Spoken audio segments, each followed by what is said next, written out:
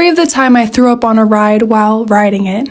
So every year in the town that I grew up, there was a county fair. And there was a ride in particular called the Zipper. And it was probably the most popular ride there. So basically the ride is a big giant circle. It kind of looks like a Ferris wheel, except you and another person that sits in a cage, the cage spins around while the thing is like going in a big giant circle. So I thought it was a good idea after eating 6 fried Oreos, 2 funnel cakes, 3 corn dogs, 5 chicken tenders, French fries, ice cream. Why not go on the Zipper? So me and my friend go on. That first 3 seconds of being on there, I realized how big of a mistake that was. And I tried to hold it back. I did. I think the first initial I swallowed, but after that I just it was a mess to say the least. But use my code to get 15% off of your VP Fashion hair extension. This is going to be a story time of when my stepbrother killed our dog and fed it to me and my little sister for dinner. Let's get right into it. So my mom had died when I was younger and my dad had remarried. So I had a stepmom and she had a son. But let me tell you, we did not get along. I fought with him all the time. He would always bully me and my little sister and make fun of our weight. He would threaten to beat us up just for fun. Like, you in our house, get it together. I began to scold my dad because he was the one who brought them in this house and he wasn't doing nothing about it. He knew they were tearing our family apart and he did nothing. So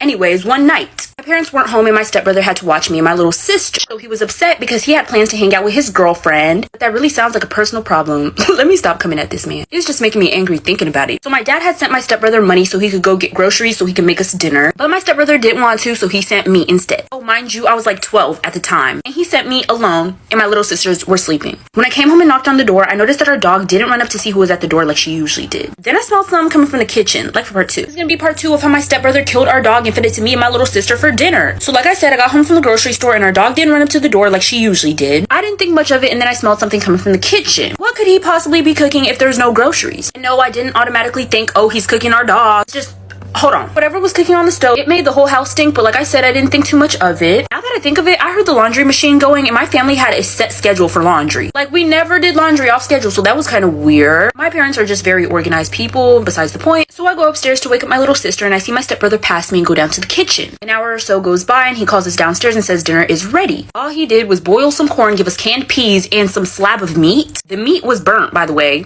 but I guess food is food. So we started eating this atrocious meal and all I could think about were these tiny little hairs that just kept going in my mouth. I kept pulling pieces out my mouth. Mind you, this hair had no color. It was burnt. Now our dog loved to eat dinner with us, but she was nowhere to be seen. I started looking for her and I realized that she's missing. It's gonna be part 3 of the time my stepbrother killed our dog and fed it to us for dinner. So like I said, I started looking around for the dog. I asked my little sister if she's seen her. She said no. So I asked my stepbrother and he says no too. So we trying to find this dog. I call my dad. He says she probably ran away, but no one let her outside that day. And I know she didn't just go outside. So the days pass and we're still looking for her and we hang up missing posters. I got my friends to help me. My dad's looking, my stepmother, my little sister, and even my stepbrother. As time goes on, my little sister and I began to fall sick. We go to the doctor. They say we have stomach problems. They said it was probably from something that we ate. And I'm thinking to myself, what abnormal thing did I eat? That random slab of meat. Because there was no groceries. Where'd he find that meat from? So I'm putting pieces together. You know, we're falling sick. The meat was hairy. Our dog is missing. Eventually, my dad ends up finding the dog, but it was dead and cut up. It's gonna be part 4 of the time my stepbrother cooked our dog and fed it to me and my little sister for dinner. So my dad ends up finding our dog hidden under some sticks in our backyard, but it was dead and cut into pieces. I might have been 12, but I wasn't dumb. I knew what's going on. So once my dad brings us this news, after he's done telling us what he found, I pulled into the other room. I told him what I peeped. I was sobbing and I told him I think it was my stepbrother who did it. I told him about the dog not meeting me at the door, the smell of the kitchen, the hairs, the laundry, the fact that we got sick. I gave him all the puzzle pieces, but he told me that he didn't believe me. He said, and I quote, "Your stepbrother might be mean to you, but he's not crazy." I said, because it's right there. It is right in front of you. The evidence speaks for itself. I ain't gotta say too much. So my dad ends up not doing anything to my stepbrother. He faced literally 0 consequences. I'm 19 now and I don't talk to him anymore. Till this day, I 110% believe that my stepbrother did it. This could have been the cutest little love story. When I was like in 3rd or 4th grade, there was this really dumb game that kids used to play. Kids still play this, it's not hard to figure out. When there are kids swinging on the swings, someone not on the swings runs from one end to the other. So basically, you just try not to get hit by the body swinging. I guess it's a thrill. Anyway, I just want to make it clear, I was not playing this game. I wasn't about that life. I was a swinger, not a runner. But it was time for my class to leave the playground. But I was walking, I think, maybe from the bars to like the place where our class was supposed to meet up and leave. I was just walking normally across the playground and boom, I get hit. Some kid hits me in the back of the head. I'll demonstrate.